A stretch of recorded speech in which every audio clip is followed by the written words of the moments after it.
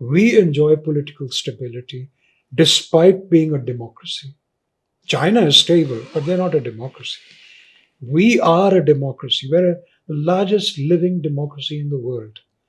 So we must similarly start integrating with the investment community globally, getting them to India sectorally, and then, integrate the innovation impulse, invest heavily in innovation, in technology, invest more than anything else in skilling to make trade relations more diffuse but much deeper and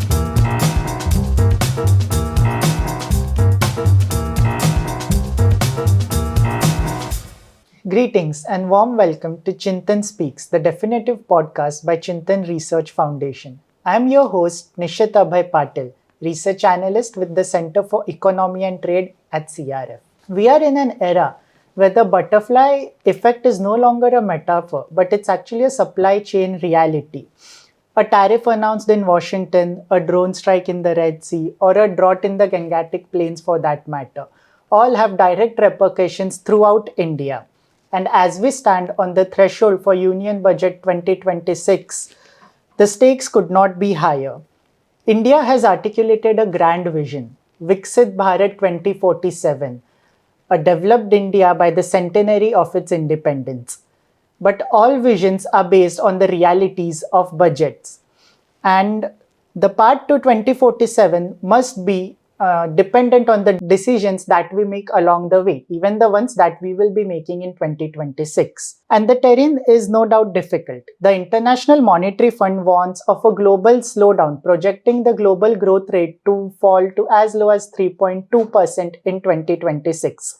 The reason for this being heightened global trade tensions, as we witness the return of reciprocal tariffs looming from the West, and the domestic Indian growth rate, while being at resilient 6.5%, it may still be possible that we are facing a tipping point. The upcoming budget, therefore, must answer critical or a few fundamental questions. First one being, can we maintain fiscal responsibility while also maintaining trust with the states? The aspirations of the middle class of our economy, how can the budget sustain them given the rising inflation and given without compromising the state's ability to invest in other infrastructure? As we are in a world where trade wars are the new normal, how can the budget accommodate to protect the citizens against this? To decode this complex matrix, we have with us today a voice who will help us to bridge the gap between the administrative corridors of the North Bloc as well as analytical rigor in global academia. Please join me in welcoming Mr. Sanjeev S. Ahluwalia, a distinguished fellow at Chintan Research Foundation. As a member of the Indian Administrative Services, Sir held the purse strings of India's most populous state when he served as the Secretary of Finance in Uttar Pradesh. He has driven structural reforms as the Joint Secretary for Disinvestment in the Government of India, as well as the first Secretary of the Central Electricity Regulation Commission. He has also, beyond India, shaped policy when he served as the Senior Specialist in World Bank's Africa Division. Mr. Ahluwalia is a scholar who understands that a budget is not about the numbers, it's about the political economy being in action. He has consistently argued that India's Achilles heel in this matter is not the lack of funds. In fact, it is the distribution of said funds and the bureaucracies that often find it difficult to deliver at the last mile. Today, we will explore with him a roadmap for a budget that will help us prioritize structural integrity in light of global uncertainty. Mr. Ahluwalia, welcome to Chintan Speaks. Thank you, Nishit, for having me on your show. It's not only a pleasure but a privilege to have this opportunity to speak with you.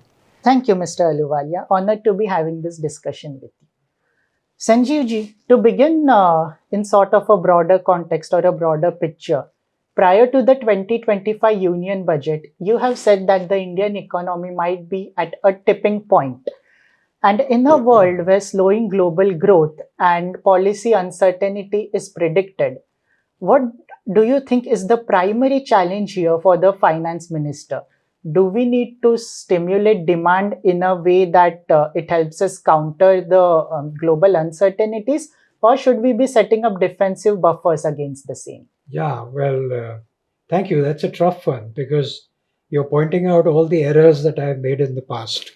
And I must say, I have no compunctions in, acknowledging my sins of the past. And one of them, I think, is that you're right, that a tipping point, the phrase is generally used often in a negative sense, that you will topple over the cliff kind of thing. Something like what we expected to do in climate change if temperature rose above 1 degree, you know, over the pre-industrial times. So these tipping points also are a moving target, I find, because if you look at climate change, for instance, this year the temperature was 1.55 degrees above, and you and I are still talking quite happily. So, in these social sciences, we have to take the tipping point use of that phrase not very literally as if we're actually at a cliff. India certainly is not. India is in a very strong position, actually, as we all know. I mean, economy is doing well. I don't know whether it's growing at 6.7% or Hmm. 6.5%, but it's definitely way above 6%, which is good. Looking at the international scenario where average growth is just 3%. And, mostly developing countries are growing at around 4% or so. Even China growth has slowed down. So we're doing well on growth. And you mentioned inflation, coincidentally, right now we're doing very well on inflation too. I mean, inflation in India is now rock bottom. Hmm. And part of it is statistical because the way in which we monitor inflation needs to be updated Hmm. to reflect, the present reality of the basket of consumption, which it has not. And also primarily because food has continues to have a very high weightage, about 40 something percent. And when food prices drop, inflation also drops. And there are other problems where deflators, the deflator is not good. So it's not appropriate. And as a result of that, when you are trying to deflate nominal growth into real growth, if you're using a wrong deflator, you either get very low real growth or very high real growth. And last quarter, you got very high real growth. But that's probably because our deflator is not appropriately framed. Right. So these are statistical issues. Right.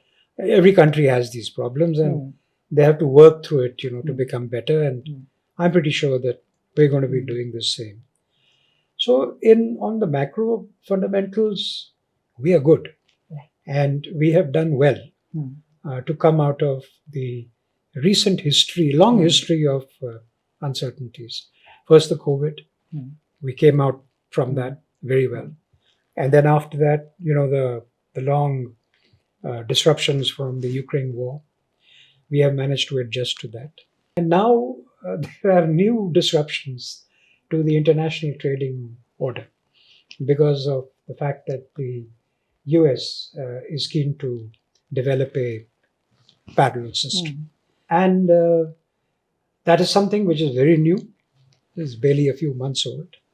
But its negative signs are not yet visible, either in the US or here. But definitely they will come. So from that point of view, the tipping point analogy remains relevant in my mind. Right.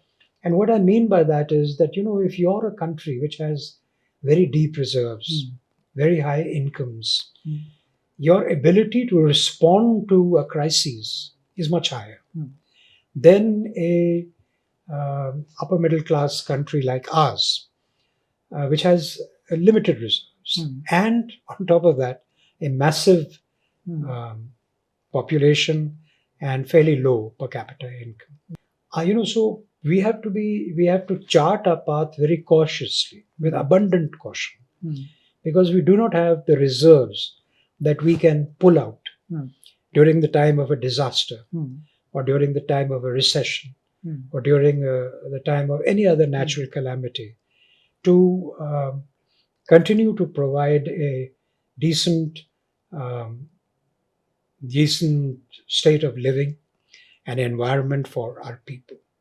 So that is why I think fiscal caution has been the leitmotif of almost all finance ministers in India. And most certainly, I will say that the present finance minister, Mrs. Sitaraman, is exceptional at this, because it's to her credit that she has. By the way, she's now almost the longest serving finance minister. And in that long spell, she has made no mistakes on the responsible accounting front. So I think these are positive signs which show. And the biggest advantage, of course, that we have is that we are going through a period of political stability. The Bihar elections have once again showed that the people have voted for political stability. Right now, opposition parties will not like it, because they are then means they're out in the cold for longer. But from the economy's point of view, and from the world's point of view, political stability in today's world, where even storied countries like the United States, we cannot call it politically stable. The UK is not politically stable. Look at the number of changes in government they've had. We enjoy political stability despite being a democracy. China is stable, but they're not a democracy. We are a democracy. We're the largest living democracy in the world. And despite that, and we're poor, but we are politically stable. And so I think that is a huge compliment to the managers of our economy and our polity. So I am enthused by that. Right. And I feel optimistic that we're on the right path. Of course, there's a lot to be done, which we'll chat about. Yeah. But I think we're well placed to chart our way through these rough seas that we are encountering. And we're probably better placed than most other countries in the world today. And, taking the discussion ahead on the terms of fiscal caution that you just have told us about and the need for strong political economy, I would like to dive more into the fiscal architecture with you. You've applauded the government's commitment to fiscal consolidation, with them wanting to maintain a deficit of below 4.5%. But as in each union budget, as we go ahead, there's also this certain aspect of credibility crisis, by which I mean that, as you've also written about, the a sense of mistrust between center and states, which emerges from the cess and the surcharge that is being leveraged, which undoubtedly limits a state's access to the divisible pool. Now, with the 16th Financial Commission currently deliberating, what should we be on the lookout in Budget 2026? I mean, is it time for the center to, sort of reduce its reliance on states in order to increase the trust that they have with the states? Right? So you reduce reliance on cess, you increase your trust with the states. Also, I think your time in Uttar Pradesh would come handy in this, because if a central government does want to reach the target deficit of below 4.5%, I think that also undoubtedly means, squeezing a bit, tightening the belt a bit, which would also then affect the state's capital expenditures. So what should we be for the lookout on? First, on the Finance Commission, 16th Finance Yes. Commission, they've actually delivered their report Yeah. yesterday to the president. Right. So I don't know what it says, but I expect that it'll be by the way, I mean, all our Finance Commission reports, all 16 of them, are fantastic documents, which have been prepared by, at least from 2000, by outstanding professionals, right? And with a lot of diligence and a lot of care and a lot of consultation, right? So what is there is a recommendation. I mean, they can only recommend to the Yes. government. That's what their job is. Thereafter, political economy kicks in, and what gets implemented is the result of the prevailing political Right. economy. But I'm pretty hopeful that, and there are expectations that this particular finance commission will probably actually look at this very issue that you have raised. Cess and That in the surcharges. recent past, I mean, the share of revenue that the union government gets from cess and surcharges is somewhere between 12 and 15%. That's a very big amount, some 4 trillion rupees, right? And if states get none of this as their justifiable distributive share, then naturally the equity gets reduced. Problem is that Constitution of India actually says that this is, these are taxes that go to the government of India. Now, that's not cast in stone. It can be theoretically, legally challenged in the Supreme Court. By saying that how does one distinguish between, after all, these are names, tax, cess, surcharge. You can dream up another name tomorrow, right? All of them are essentially a tax on either income or consumption, or import or export, whatever. Some business action.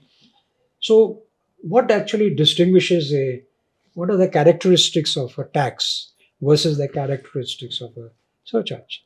This will have to be legally debated, and you'll probably go into legal history from the British Parliament, where all these things might have been already discussed. But in India, till now, no state has challenged it. Right. And I suspect that states have not challenged it because of two reasons. One is that, don't forget that the union takes on a very big burden. Unlike in the US, state debt all state debt in India is guaranteed by the government of India. So all states, irrespective of they are well managed, not so well managed, or excellently managed, are riding on the credit profile of the government of India. That's a big favor that the government of India does to them, and they know it. So, in the give and take that has developed over the years, we kind of guarantee all their sins, and they then give the government of India the privilege of continuing to have a little kitty that they can use as and when they want and as they think feasible. But if it is legally challenged, I think it will be a good thing to do, because it will bring the discussions up in transparently in the public sphere. And I'm very big on public discussions. I believe in transparency. I mean, I believe in complete sunlight, being thrown on any subject which is of importance to the country. But it has not happened till now. So the Finance Commission will, I think, shed some. They will, I think, probably my guess is that they will advise the government of India to exercise some forbearance. Right. That in whatever formulation then the government of India thinks appropriate. That will. After all, let's not forget, most of the states in India are ruled by the same double-engine sarkar. The same government is ruling in the states, and the same government is there at the center. So the party in power, which is the BJP, has a self-interest also in strengthening the states where they are dominant. So, I think something will emerge. So that was on the Finance Commission. So the next one that you wanted me to look at was how it should be implemented in the what should we in be the looking budget. forward in the How next do- yeah. budget to strengthen the trust between center and states? Yeah. So I think that we have a formula already Right. that the Modi Sarkar found to strengthen the trust and credibility between the state governments and the union government. And that was, that while implementing the GST, they created the GST Council. And this is a outstandingly good innovation where all the finance ministers regularly sit together. Their staff sits with the central staff, and they decide what is to be done on all GST matters, chaired by the finance minister, co-chaired by a state finance minister by rotation. Now, I believe that this model should be expanded. I think the finance commissions have done a great job, but what we need in the digital age, it's a very clunky mechanism for the digital age. Every 5 years, a commission is formed. What's happening in between, nobody's monitoring because it's not a permanent commission. It's formed, it gives its report, it goes away. In the middle, nobody's monitoring what's happening. Nobody's concerned. Nobody's tracking. This is not good enough. I think we should have a national fiscal commission. It's been spoken of in different forms.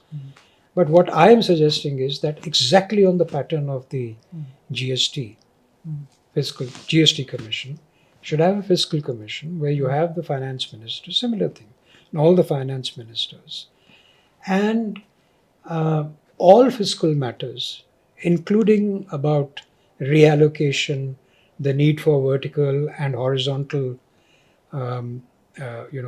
balancing, which is the job of the finance commission. That if there is an imbalance in availability of revenue between the three levels of government, they should recommend.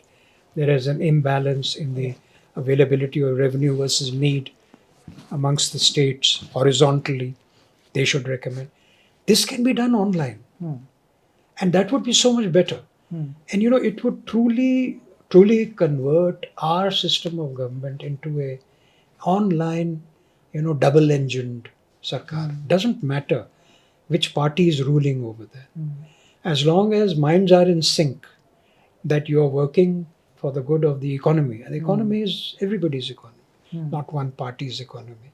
If you have these wonderful minds working, adequately staffed by an expert secretariat, set up for the purpose, you would be tracking all fiscal and financial developments in real time. Right. And that would be the crowning glory of digital India. We should look at that. Yes. This is my suggestion.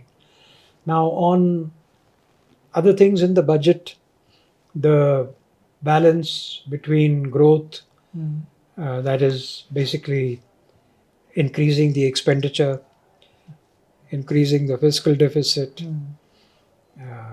or economy in the fiscal deficit, and the intensifying the search for non-public resources. I think the second option is much better.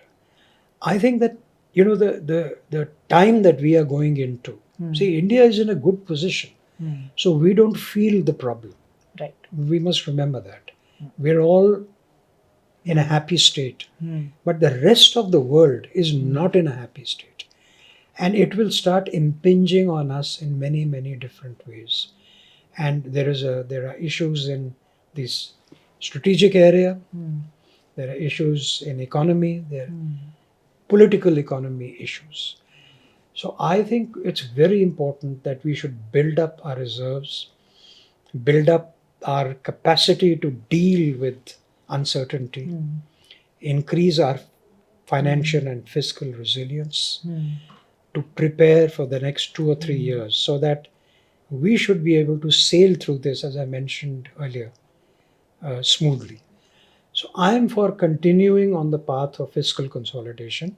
I am also on the path of intensifying our search for non-tax revenue, which we are very bad at. We have not responded to the need of the hour over the last many years. We have failed to do that.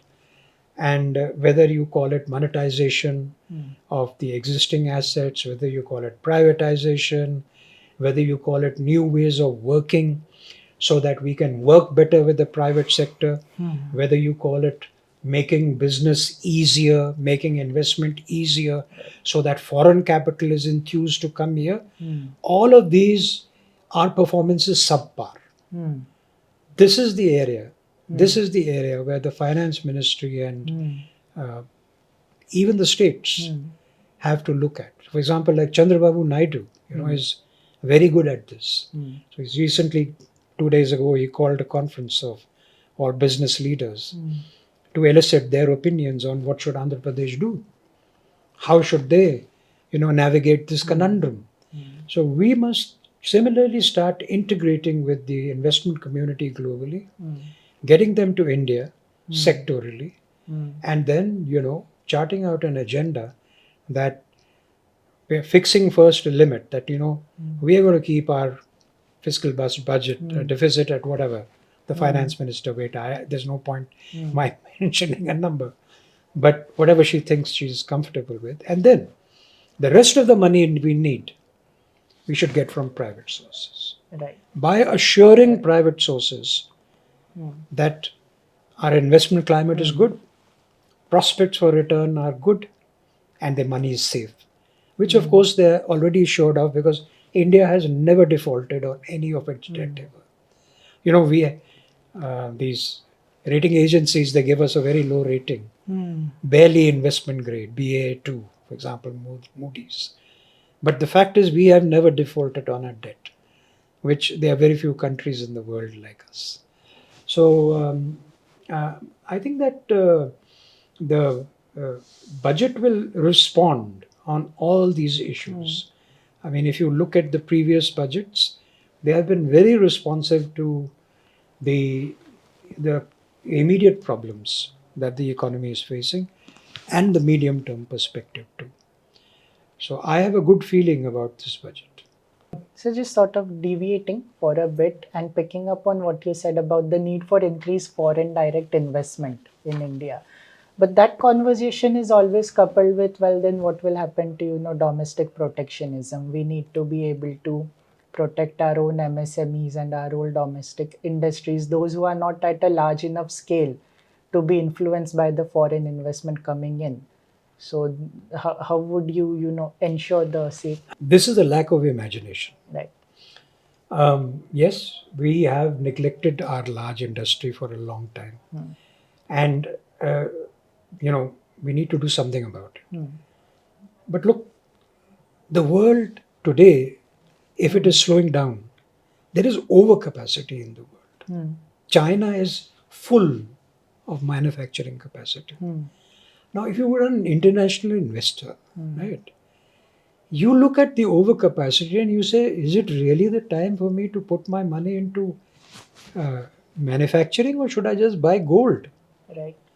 So, everything has to go along with, we can't have our own ideas that these are our needs.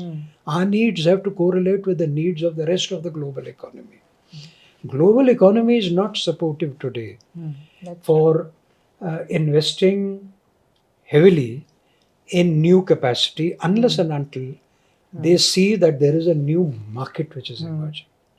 Right? So here's the challenge before us, that what is the new market that we can create? We can create a new market in new technologies. We can create a new market in all the climate related technologies. We can create a market by creating demand. And that is what the Modi government has been doing through all the various schemes that they have of transferring cash, providing food support, pensions, insurance, all kinds of things, medical help, right? Idea there is to create demand so that the Indian family can become a consuming family. There's also the idea behind reducing the GST, right? So that the impact of the GST obviously goes on consumers also. So that was the idea. So those ideas are already there. And I'm pretty sure that the government will give a push on boosting consumption, that is boosting demand, is on the definition of we, Right. our. Who is our and who is we? When a foreign investor comes into India, he no longer, or she no longer remains foreign. That becomes Indian money, Indian machines, Indian workers, Indian consumers, Indian regulators. So I think we should expand our view of who we are. We are not different. We want to be integrated with the world. India's history traditionally has been of integration, barring the Right. few years after independence, where there were peculiar circumstances in the world, the rise of Russia and two clashing ideologies and all that. It was a brief period. But if you look at the general history of India, if you look at the kind of business that's done, maritime business that's done along our coast since several centuries, our story is of integration. So I don't see any reason why, we should adopt a protectionist attitude at all. At the end of the day, however, let me say that there is no country in the world, least of all not China, and now even America, which will allow its domestic industry to be sacrificed for the sake of foreign industry. Nobody will do that. And nor will the government of India. I'm pretty sure of that. But foreigners also know this. See, a businessman, you're a businessman. You know this. You know that when I go into a country, I know what their needs are. Sanjeev ji, let's pivot to the human engine of the economy. So you frequently analyze the rise of our middle class as, a political and an economic force. But there's always this looming specter in the development economy context known as the middle income trap. So this is basically when, a country stagnates in terms of its GDP per capita, and because of this they lose cost competitiveness simply because they're not able to innovate or get the required technologies. Now this makes a nation unable to transition towards a high income, into the high income category. Even India falls in the middle income category right now. The focus to this, given India's demographic, is obviously upliftment of the Indian middle class, in terms of the standard of living, in terms of skilling, in terms of the work that they have been given. So in the 2026 budget, what strategy do you think India needs to adopt to escape this middle income trap? Does the solution lie, as we saw in the 2025 budget, with the tax cuts putting cash immediately back into a consumer's pocket? So this spurs consumption, become a consumption-based economy. Or do you feel escaping the trap requires sort of structural urbanization and skilling, which is the need of this demographic right now? So, Nishit, two things. One, the middle income trap is a trap that the entire economy gets caught in. It doesn't really have much to do with the middle income earners in the economy. It's the entire economy, which has got somehow trapped in the middle income trap. Now, my question is that this is a problem in development economics, which countries face once they have reached close to high income. Like, for example, China. Now, China's per capita GDP, as you know, is several times of us, far ahead of us. But they are now encountering probably this problem that population is decreasing, aging, and what will make the economy continue to grow. Now, luckily for us, we are very far from the point Of where population this, graying. not just that, but also we're just physically far from that point where we have to worry about the middle income trap, because we are 1/5 or something of China's economy. So we will face it in 20 or 25 years. And so it could become a problem at that time if we have not put in place the kind of reforms that can avoid this trap. Now, how to avoid the middle income trap? Much depends on, the global environment that a country is facing at the time when this trap is a possibility for it to get caught in. Because if it is facing, for example, a recession, well, there is very little chance, whatever you may do, that country will get caught in the middle income cap till the recession ends. Recessions can take a long time to end. They can go on for 10 years, so for 10 years, you will remain there.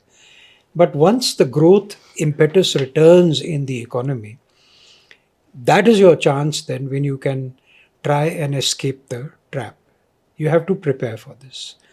And to my mind, what we can do sitting as we are today, visualizing or trying to take a corrective in early corrective course to avoid a future, distant future, long-term future, middle income gap.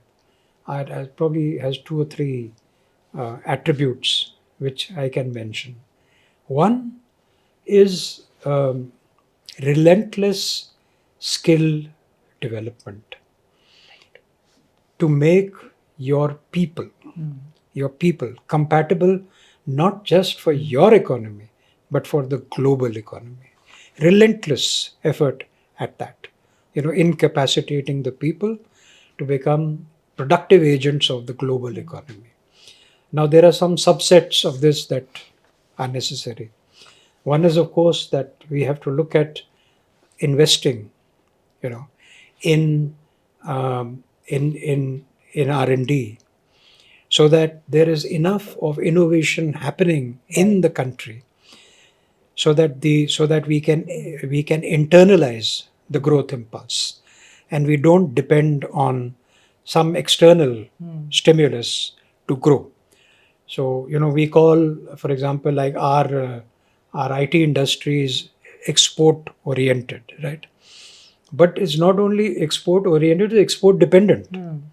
If export shuts down, 3/4 of the industry will shut down. This is not a viable solution.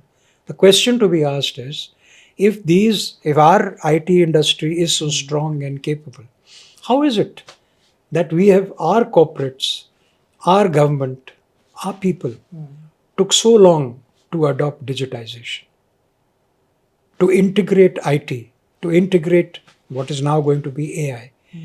We cannot afford to be laggards over here. We have to be on the front foot. We have to invest, innovate, and become level with the rest of the world if you want to avoid the middle income trap. You look at America. America has an advantage. It has two advantages. One, it is quite big. Number two, it's protected by two seas. So they were able to develop peacefully after 1945 for a good, 50 years. They had a great run.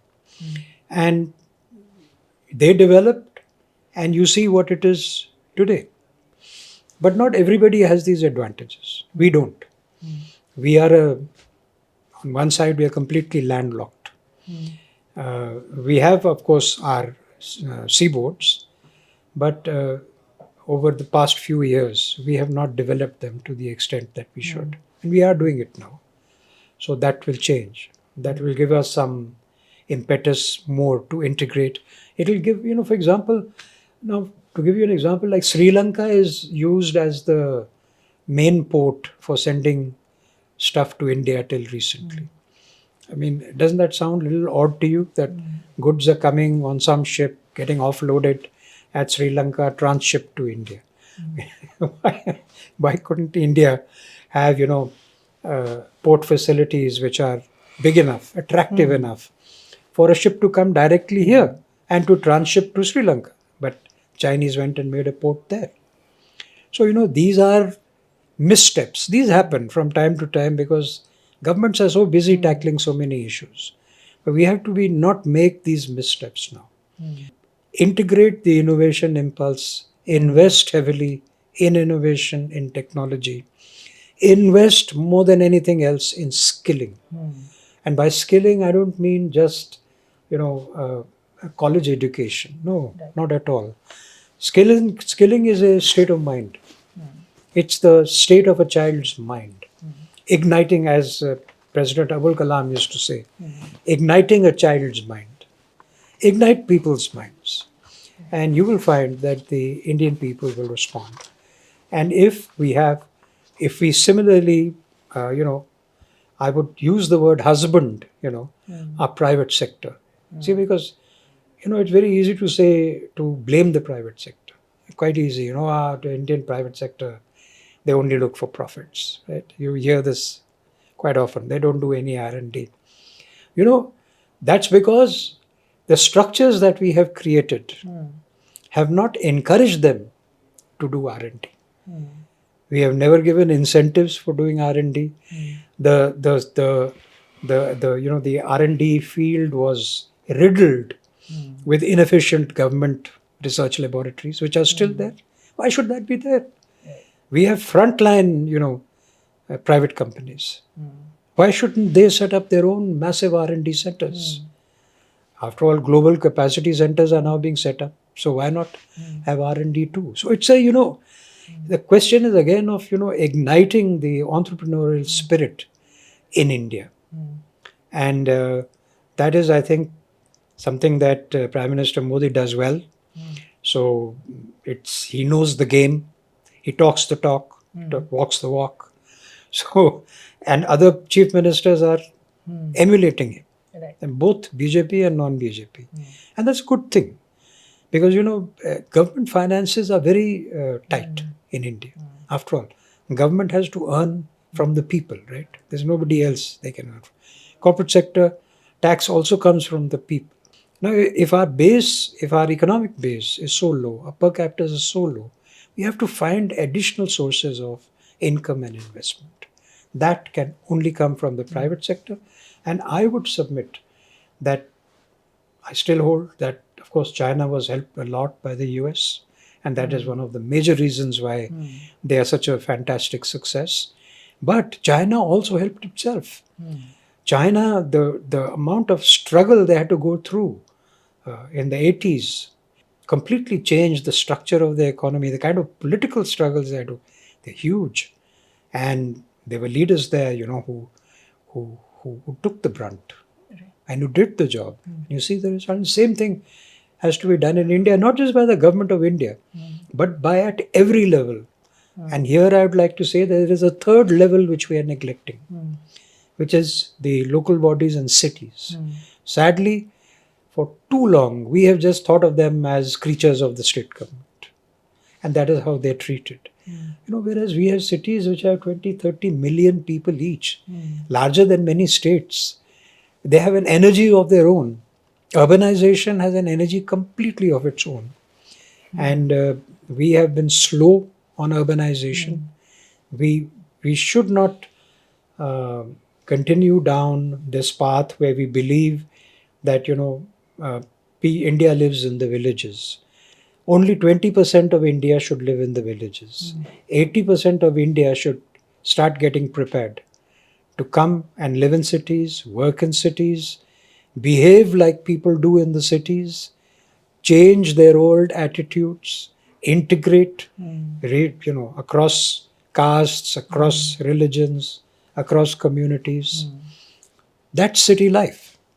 It's driven by economic incentives, right? It's driven by modern thoughts. It's not driven by traditions. Right. We have to do that. India, urbanization is one of the lowest in the world. We will never escape the middle income trap if we don't get urbanized. We have to focus on urbanization, and it is completely wrong to say that no, living in cities is not a sustainable life. It's not true. Living in cities is more sustainable than living in villages.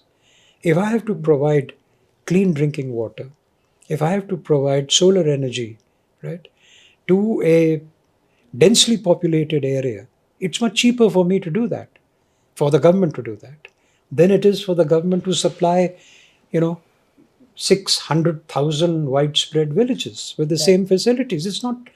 It's an impossible and an unnecessary fiscal burden. Why are we carrying it? Get these people into cities. They will want jobs. They will need jobs.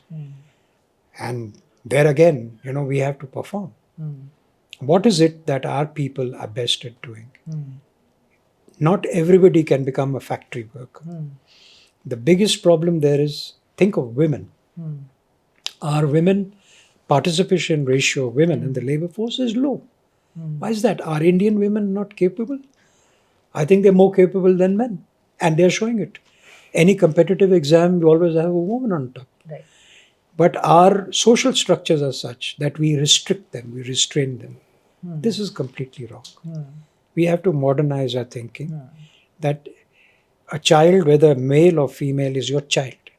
A parent, whether your father or your mother or your grandmother or your grandfather, they're your parents or grandparents. Gender is not an issue over there at all. The relationship should not be guided by the gender of the person. It should be guided by the nature of the person. That's the difference. We have to get over a lot of these traditional shibboleths that we have. And all this happens when you come into an urbanized area. So I certainly think that I hope that and I hope the Finance Commission gives a big push to urbanization, because that would be very, very helpful. And I hope that the budget follows through. Sanjeevji, moving to the final segment of our podcast, the global uncertainties part that we are to discuss. You have used a very vivid metaphor to describe Mr. Donald Trump, calling him a Marlboro man. Given that he's preserving American hegemony by fighting or engaging China through trade wars. And with the return of reciprocal tariffs, which looms large from the West, and the fragmentation of the World Trade Organization's order, the era of export-led growth seems difficult, if not over. And you've also noted that wars like Ukraine are profitable only for those offshore, while India pays the price. So if you were to, advise the Prime Minister for Budget 2026, how do you position India? I mean, you've already given us your views on protectionism, but you've also suggested that we pragmatically trade with everyone to build resilience. So does the budget, specifically fund for these supply chain challenges? Nishit, firstly, the Prime Minister, that's Prime Minister Modi, does not listen to old, tired people. He only listens to young people like you. So I am in no position to advise him. I can advise you, and I would request you to, in turn, find ways and avenues to let the story reach to him. But I would say that these are very complex issues that you put jumbled up and put together. So I think that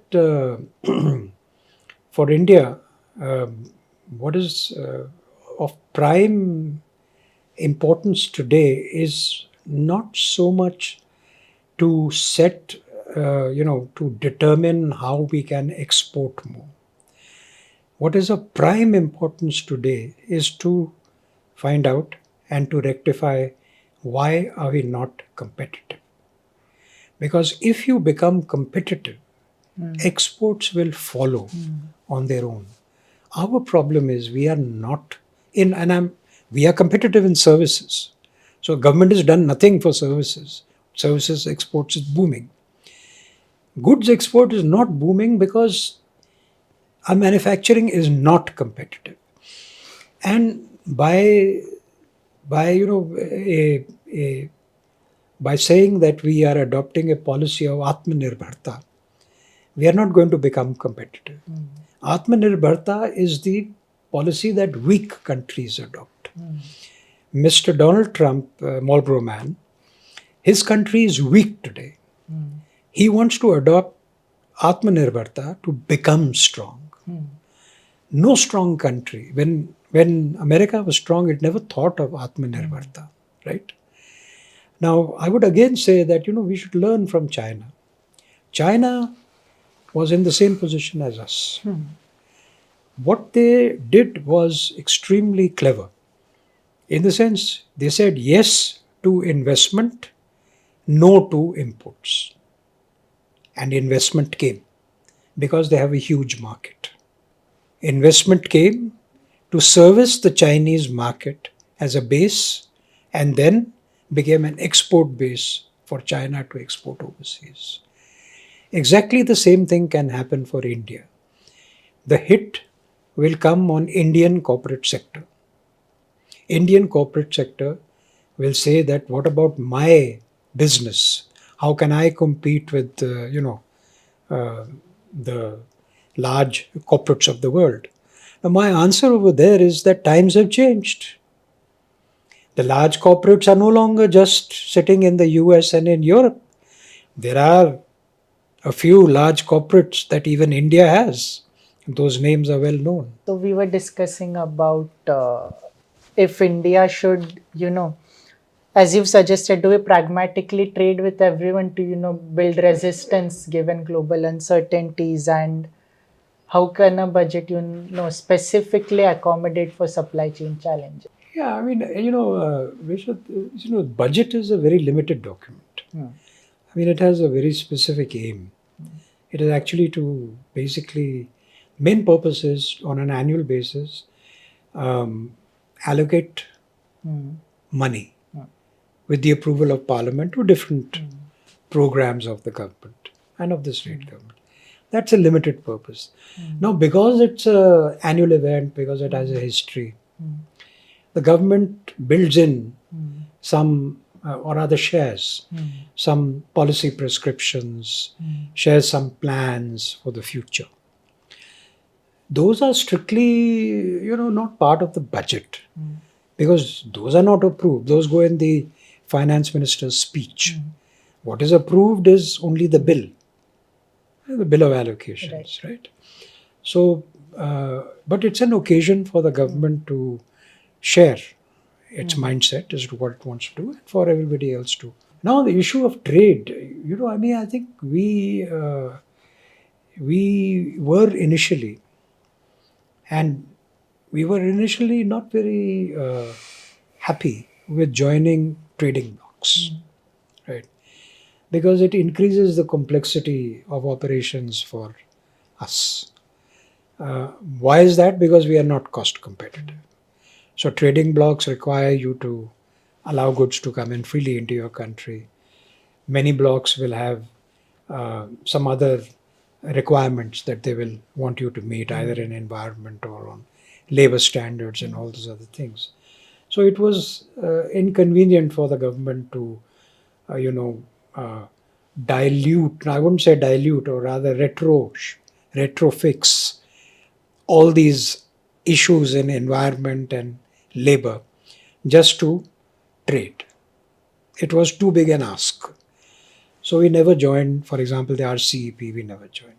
We have already got trading arrangements now with Israel, with UAE, new ones, with the UK, hopefully soon with the EU. So I think there is no option now for us but to go down that route much more widely for two reasons. One, there is with the disruption in the international allocation of power that China is causing.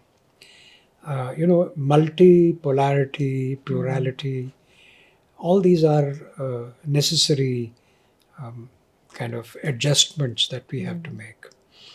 And unless and until you trade with people, neither they understand you, nor you understand them, nor is there a comfortable base developed for strategic cooperation, which is becoming increasingly necessary. So for both these reasons, I think, one, to keep your lines of trade resilient, open and free, it should not be unidirectional. We should try and trade in as diversified a manner as is possible, both on imports and on exports, particularly on critical minerals. And on the other hand, use that also to develop deep friendships where there is a meeting of minds. Now, India is an extraordinary country which very many countries can have a meeting of minds with, because we are not a rigidly regulated entity. There are state governments which have their own philosophies, which can range all the way from the far right to the far left. There is the union government that changes from time to time. So India is an assortment of different ideologies all living happily with each other. So many, when an external viewer looks at India, he doesn't see it as a monolithic block, like China is a monolithic block, Russia is a monolithic block. Even America is more of a monolithic block than India is. When an external actor, whether a businessman or a state or a government, looks at India, they look at the part of India that they are most aligned with. And India is big enough. India is big enough to accommodate, multiple alliances, which are even state level based. We haven't gone there yet. Our alliances are all at the level of national governments. But I conceive that going into the future, there will be sub-national alliances that will also develop. And those will be the strongest because there will be both a meeting of minds, a meeting of culture, meeting of requirements, and of course, economic gains. So we have to think in those expansive terms on trade. Trade is not going to end just by a treaty between government of India and the government of whatever it is somewhere else. In the future, cities will be trading with cities. States will be trading with provinces of other countries. Corporates already trade with other corporates.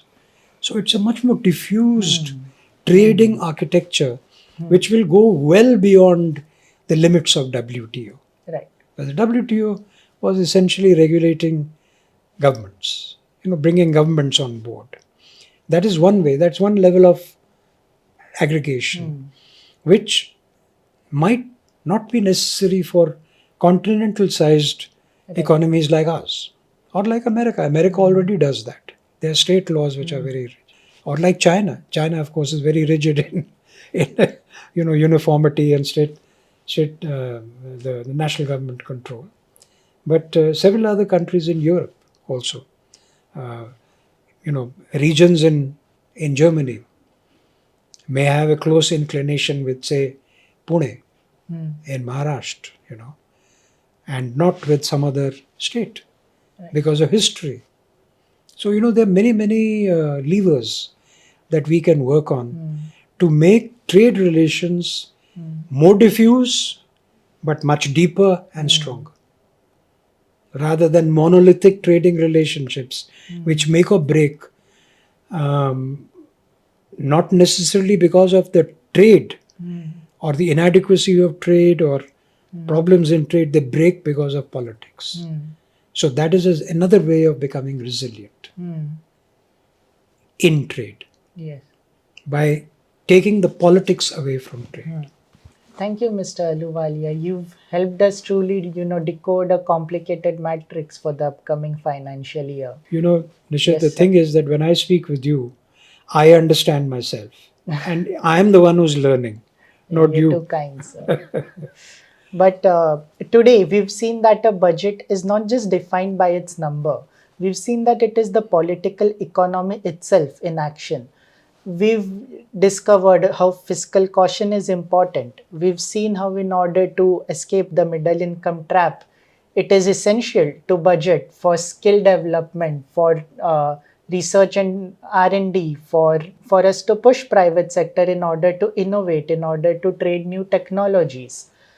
Post that, we also saw that how given uncertain global landscapes, it is essential to diversify our trade partners, not only at global scale, but also in corporate to corporate, in state to state. And as noted at the start, any vision is built on the reality of budgets, and the decisions taken in 2026 will define the trajectory towards Viksit Bharat 2047.